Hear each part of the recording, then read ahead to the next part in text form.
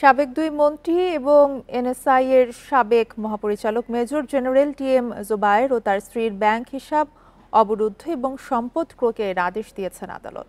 সোমবার আলাদা আদেশে এই নির্দেশনা দেন ঢাকার মহানগর দায়রা জজ আদালত। আদেশে সাবেক বাণিজ্যমন্ত্রী টিপু মুনশি এবং তার স্ত্রীর ব্যাংক হিসাব ও স্থাবর সম্পদ ক্রোকের আদেশ দেন আদালত। বান্ডেল থাকলে প্রতি সেনমানিতে টাকা বাঁচবে। বিকাশ সেনমানি বান্ডেল কিনে জিতুন প্রতি লেনদেনে।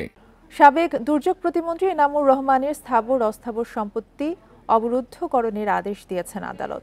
ন্যাশনাল ব্যাংকের পরিচালনা পর্ষদের চেয়ারম্যান জয়নুল হক শিকদারের 100 একর জমি ক্রোকের আদেশ দেওয়া হয়। এদিকে ডিজিএফআই এর সাবেক মহাপরিচালক মেজর জেনারেল হামিদুল হক এবং তার স্ত্রী নুসরাত জাহান মুক্তার দেশ ত্যাগে নিষেধাজ্ঞা দিয়েছে আদালত।